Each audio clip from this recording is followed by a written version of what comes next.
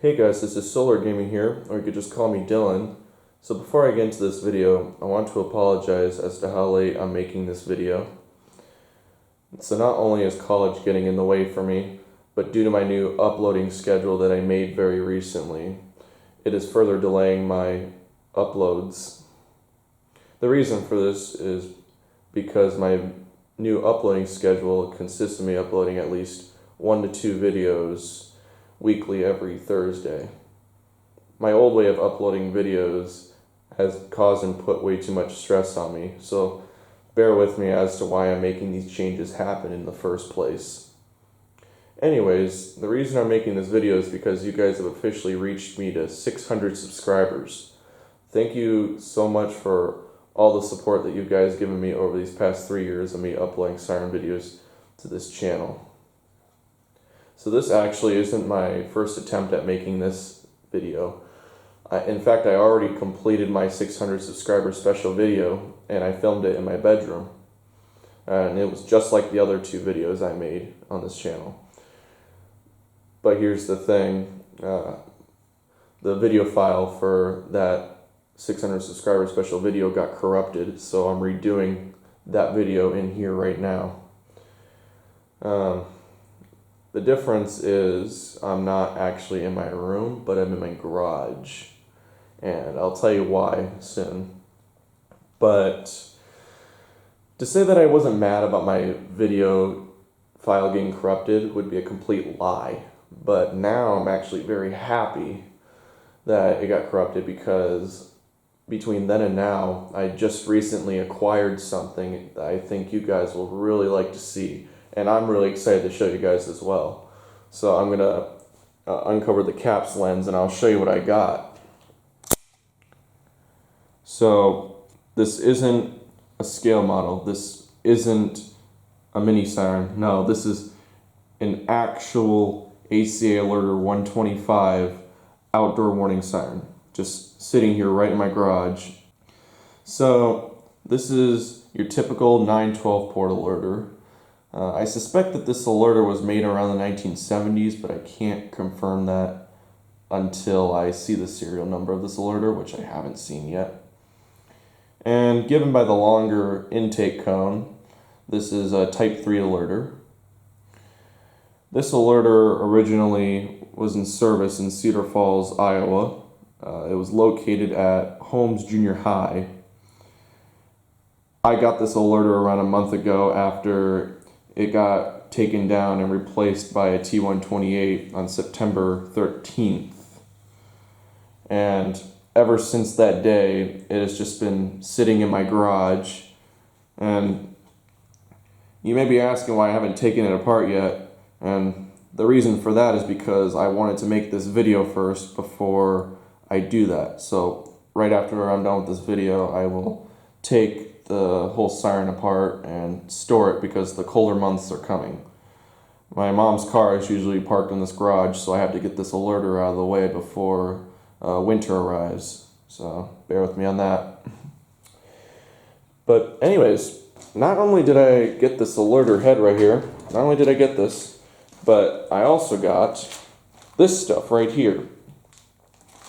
I got the starter cabinet right here. I got the power disconnect right here. I got conduit right here, some random conduit from the siren. And then I got this antenna. It's very long, as well as more conduit that is actually attached to the antenna. But I'll go over all this after I'm done with the up-close shots of my alerter. So I'm going to be showing you just some things on here. So for the people that didn't know that the top horns of alerters had screens, well, here's proof that they do. See, so there's visual proof. You can see the screen clearly. I'll get some up-close shots of it as well. And it looks like it's held in by silicone. That's what it looks like to me. I apologize if that's not what it is, but that's what I think it is. But anyways, the reason you can't see the screen and the horn is because it's just way far in there. See, when I back up, you can't see it really. So yeah, I thought that was pretty neat. But anyways, moving on to the screen right here on the intake cone. Not only is the screen right here, but you can actually also see the chopper. And the chopper looks to be in very great condition. Some little marks, I guess, there's circles, but other than that, it's in great condition. Here's some up-close shots of the screen and chopper of this Allertor. You can see the veins and stuff, so yeah. And then this screen's also held in by what I think is silicone. So there's that. Just a little circle shot right there. So yeah, that's the chopper. Next I'll be showing you guys some stickers and tags on this Allertor. By the way, I apologize if my camera has a hard time focusing. I've had to redo this because of the camera not focusing well. So I apologize if that bit goes out of focus. But anyways, this is the tag of this Allertor. You can't see it well, I'll zoom in closer, but it says ACA Allertor 125 and Alerting Communicators of America, Mequon, Wisconsin, USA. Now I'll get a closer shot if I can. There you can see it says Allertor 125. Alerting Communicators of America, Mequon, Wisconsin, USA. There you go. Camera actually did a good job this time. The next sticker I'll be showing you is actually right here. As you can see, it's gone, but you can definitely tell it was here because you can see that this is a darker shade of yellow compared to the Siren itself. And if I zoom in really closely, you can actually see the letters still. Like right there, it says where. You can actually see it, and then you can see ear protection. And there's the sticker right there. So I just thought that was pretty neat. I just noticed that you could actually see the letters right here still, so I thought that was really cool. But anyways, moving on to the back, where another tag is actually supposed to be. So I was told that the serial number tag was above the eye bolt right here, but as you can see, if I zoom in, there's no tag and no sign of a tag ever being there. So I'm not exactly sure where the serial number is on this Allertor, but if I were to guess, I'd suspect that it's under here. So when I'm done with this video, I'll be taking the siren apart and just taking everything off, taking the horns off and the motor cover, as well as the mounting bracket right there. And here's some other cool things. Looks like it's upside down, but you can see that it says ACA and then all that. Yeah, there's that. Next, we're going to be moving on to the rotation mechanism. Sorry if the sun's kind of darkening the shot, but here it is. So, if you've watched videos of this Allertor while it was in service and sounding, you may have noticed it rotated a bit slow. And you might think it's because it's reverse wired, but I personally think it's because if you look at the chain, you can see that it's extremely rusty, and the only reason you see gray spots here is because I actually picked at the rust. It was all just completely rusty, and if I go up, this is what it looked like. Just complete rust. But yeah, you can actually see that it's just completely rusty all around. it's just completely rusty all around. Sort of see the chain. It's kind of hard to see, but let me sit down so that you guys can see that.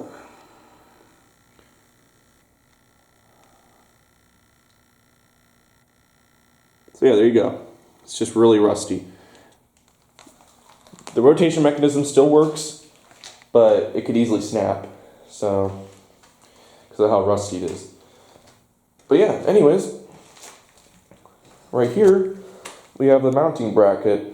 I'm going to, after I take this apart, I'm going to be using this mounting bracket as a siren pole for a mini siren that I'm going to be getting eventually in the future. I just thought this was the perfect pole to use for my mini siren. So at least this mounting bracket's going to be put to good use. So yeah, there's that. So and here's kind of one more shot of the Allertor in my garage. And as you can tell, it is extremely huge, extremely big. Like there's a lawnmower right there compared to an Allertor. Very big.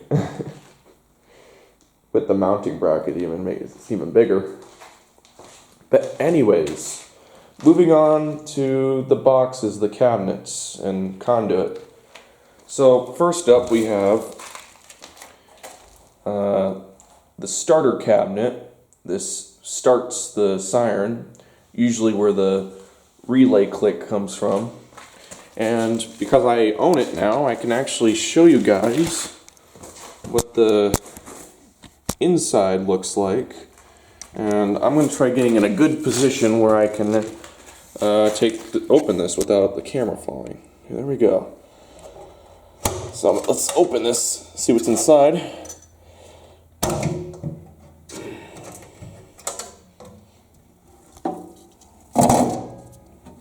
Crap. There we go.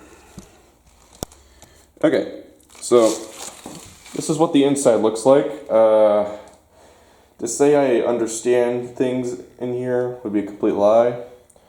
I don't really understand this stuff, but this is what starts the siren. Here's kind of tag-ish there. Tag. I can tell you this though. I can definitely tell you this. These gray wires right here, this goes up to the siren head itself. I could tell you that. These three wires are what go to the siren head, which is actually what this is right here. But yeah, it's just pretty neat that it all starts from right here. But yeah, just get some really up close details of the starter cabinet, and I'll show you the other things. It's pretty dirty as well. It's been out here for years. Alright, I'm gonna shut this now. And I'll show you the other things.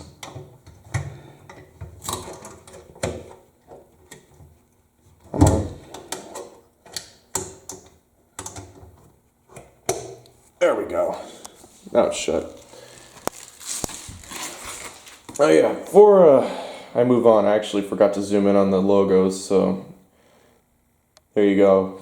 So there's the old logo for American Signal Corporation. And then, oh, by the way, as for this logo right here, I have no idea what it means, but it's on quite a bit of sirens in Cedar Falls. So if any of you know what that means, please let me know in the comments, because I have no idea what that means. And the box is pretty rusty, so it's seen better days. Anyways, moving on. The power disconnect right here. Now, this box is very hard to open, but this is what connects and disconnects the siren. So I'm actually gonna cut the video, and I'll be back when I open this, because this thing is a pain to open. There was one time where I spent 10 minutes opening this. So yeah, I'll see you then. Okay guys, so I got the disconnect open. So anyways, the disconnect for this this alerter I have, it's just a breaker. It's a breaker. Yeah. There's just some up close shots right there. See, it's off position right now.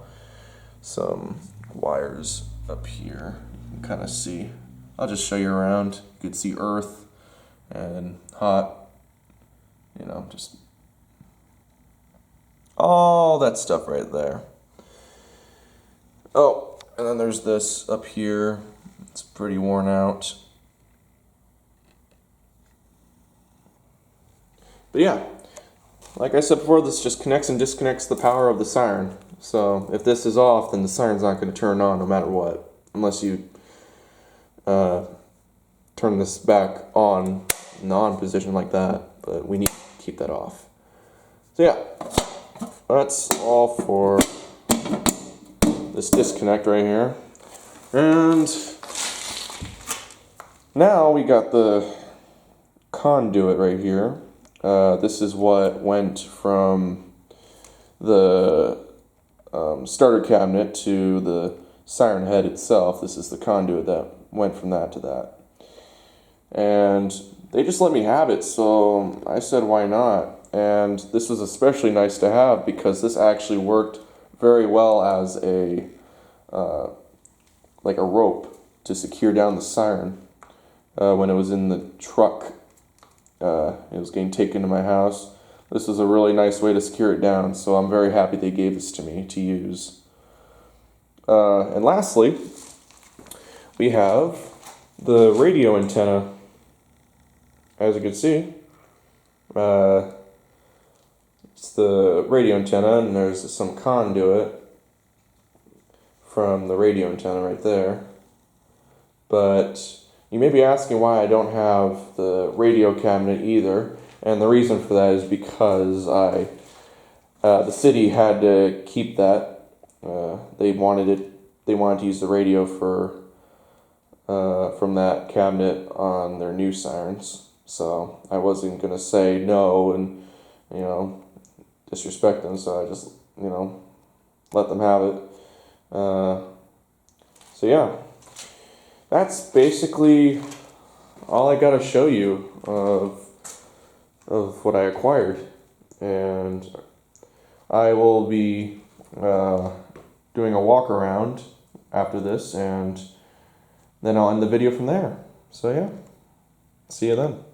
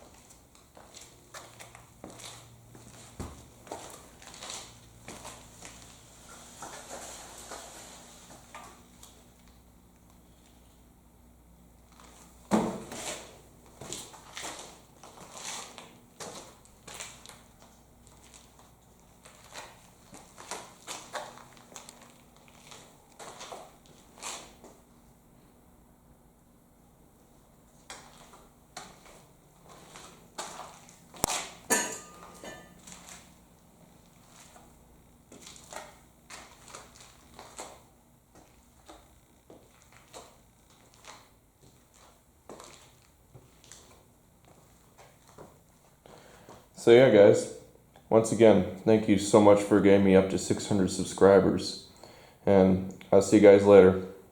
Bye.